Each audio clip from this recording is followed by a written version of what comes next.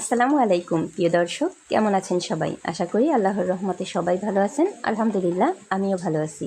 আজকে বানিয়ে ফেললাম মিনি কালোজাম মিষ্টি। আশা করছি ভিডিওটি সবার ভালো লাগবে। ভিডিওটি ভালো লাগলে সাবস্ক্রাইব করে পাশে থাকা বেল আইকনটি চালু করে দিবেন, যাতে আমার নতুন কোনো ভিডিও ছাড়ার সাথে সাথে আপনার নিকট নোটিফিকেশন পৌঁছায়। এখানে আমি 10 টাকা প্যাকেটের 3 প্যাকেট দুধ নিয়ে নিয়েছি, সাথে নিয়ে নিয়েছি একটি ডিম, বেকিং পাউডার আর নিয়ে নিচ্ছি ময়দা। এবার পরিষ্কার একটি বাটি নিয়ে নিয়েছি, এর মধ্যে ডিমটা ভেঙে নিব। ডিমটা ভেঙে নেওয়া হয়ে গেছে। এবার এর মধ্যে দিয়ে দিব 1 চা চামচ চিনি, তার সাথে আরও দিয়ে দিব 2 চা চামচ সয়াবিন তেল। এখানে কিন্তু ঘি ব্যবহার করতে পারেন, আমার কাছে ঘি ছিল না, যার জন্য আমি সয়াবিন তেল ব্যবহার করেছি। এবার এর মধ্যে অ্যাড করব 1 চামচ পানি।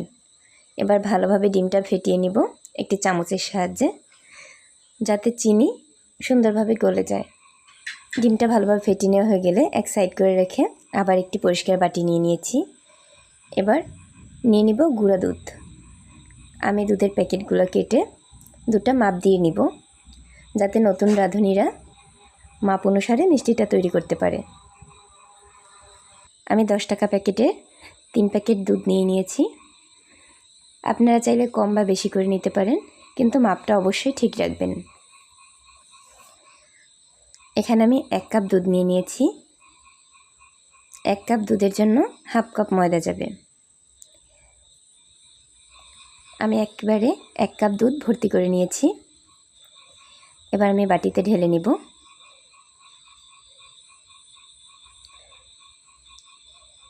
এবার এই 1 কাপ দুধের জন্য লাগবে হাফ কাপ ময়দা।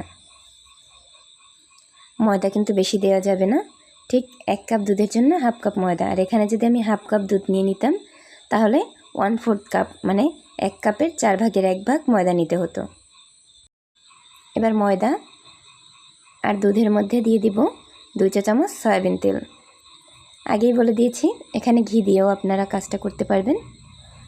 এবার ভালোভাবে হাতের সাহায্যে মিশিয়ে নিব। ভালোভাবে মেশানো হয়ে গেলে এবার এর মধ্যে দিয়ে দিব বেকিং পাউডার।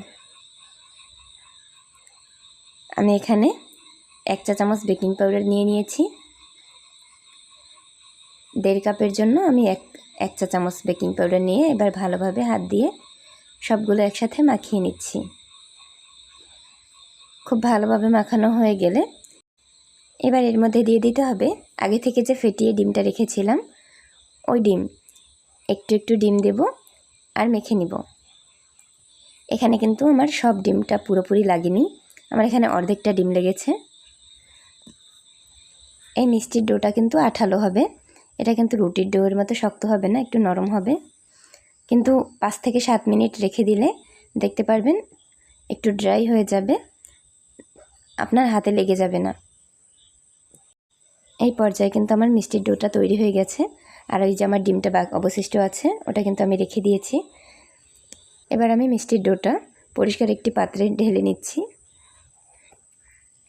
এবার হাতে তেল মাখিয়ে আর ওই যেই পাত্রে আমি মিষ্টিটা রাখবো, ওই পাত্রে তেল মাখিয়ে নিব খুব ভালোভাবে, যাতে একটা মিষ্টির গায়ে আর একটা মিষ্টি লেগে না যায়।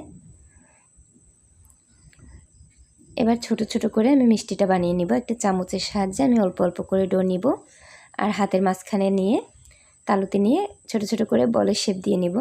এখানে আপনারা আপনাদের পছন্দ মতো শেপ দিয়ে নিতে পারেন। আমি ছোট ছোট মিষ্টি তৈরি করে নিব, যার জন্য আমি অল্প অল্প ডো হাতের মধ্যে নিয়ে গোল বলের শেপ দিয়ে নিচ্ছি। এদিকে লক্ষ্য রাখবেন যেন কোনোভাবেই মিষ্টির মধ্যে কোনো ফাটল না থাকে। এদিকে কিন্তু আমি একা মিষ্টি বানাচ্ছি না, আমার ছোট বাচ্চাও মিষ্টি বানাচ্ছে। মিষ্টি বানানো হয়ে গেছে। এবার আমি একটি পাত্র নিয়ে নিয়েছি, এর মধ্যে বেশ খানিকটা তেল দিয়ে দিয়েছি, যাতে মিষ্টিটা ডুবে থাকে। মিষ্টিটা কিন্তু ডুবো তেলে ভাজতে হবে।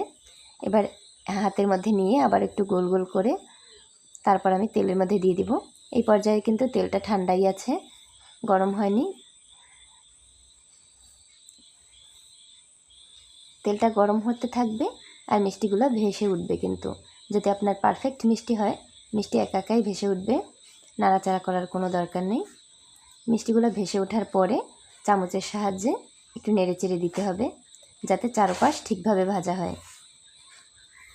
মিষ্টিগুলো আমি মিডিয়াম টু লো আঁচে লাল লাল করে ভেজে নিব। এই পর্যায়ে কিন্তু আমার মিষ্টিগুলো ভাজা হয়ে গেছে।